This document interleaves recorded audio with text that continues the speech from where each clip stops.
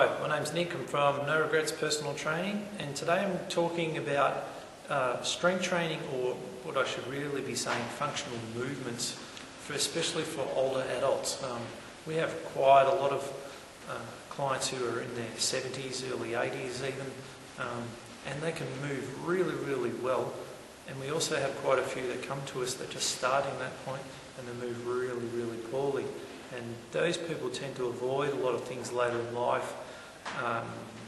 Just normal activities like hanging out with their friends, going to shopping centres, or even changing their house because they can no longer walk up to the second story. So they start to change everything they want to do in life to accommodate their body's ageing process.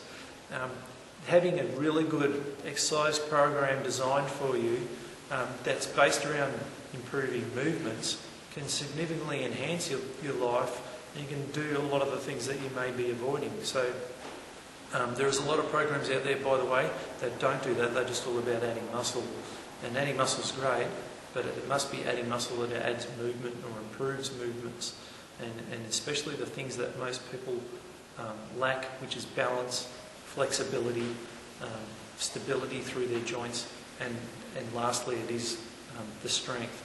So what we're going to show you today is a couple of sort of ordinary everyday movements that we would see a lot of older adults sort of struggle with, or develop back pain, shoulder pain, knee pain, or hip problems, or just fear of falling over. We're going to show you how those movements look in real life, and then what the exercise that we would use to help that person become really good for that particular movement.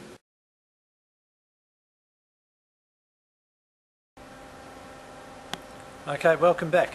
We've got Nathan again with me, and we're going to demonstrate the movement of gardening.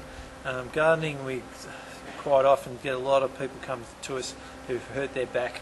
The back is probably the most common injury from being out in the garden. Again, the older adults, a lot of them will avoid sort of doing this activity later in life, and maybe even get rid of their garden altogether and move to a house that doesn't have one, so they don't have to do it because it's too tiring and it hurts them all the time. Again, that can be completely reversed, and you wouldn't have to do any of that if you developed a really good exercise program to enhance those skills and movements. So Nathan's going to show you what we typically see someone do who hurts their back while gardening. He's going to try and pull a couple of these weeds out. He's going to show you one weed with bad form and one weed with good form. All right, so he's going to bend over to do the bad one first. So if we have a look at him here, you can see his back's really rounded out, and then quite often most people even straighten their legs right out. And that is just going to create huge problems for his lower back, eventually going to probably blow a disc out.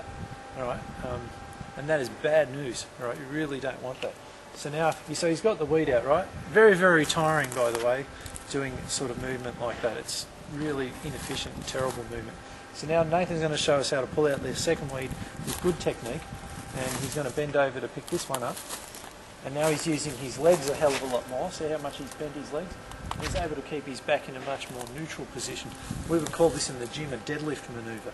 Now, at other times we might need to get down there for a longer period of time, so Nathan might need to bend down into more of a lunge position. So if he shows us a more of a lunge position, and then he can use see how he's got a different stance, and this is a little bit more effective. He can actually kneel on the ground, and to get up from the ground he needs some strength there. All right, so if you're lacking some strength and flexibility, it's going to really hurt you later on. So now we're going to go back into the gym, and we're going to show you the exercises we would use to enhance those movements. Okay, welcome back. We're back in the gym now. We're going to show you the exercise we would use to, or just some of the ones. There'd be, again, we would have to address a lot of flexibility problems first, also assess some core stability, breathing, all that sort of stuff. But we're going to assume we've done all of that. And now we're into the point of where we're going to design strength exercises to improve that movement. All right, so we've got Nathan again, and he's going to demonstrate how we would use a deadlift manoeuvre where, again, there's many versions of this. Just for the sake of the video, we're going to show you one. He's going to show us, he's not actually going to do it, but he's going to show us what it would look like if he did a bad one. He's going to put himself in that position. We can see here, this is where his back's going to round out again. He's almost going to straighten his knees out. That would be really bad. We won't get him to do that. We don't want him to get injured on video. But he's going to show us how we do a good one. So he's going to set himself up really well. He's got his back in a nice arch there. Keeps the bar really close to his legs. Stands up and he should be able to lift this weight up pretty easily. This is 60 kilos all up, counting the bar. So he makes this look quite easy. All right, so pop that down.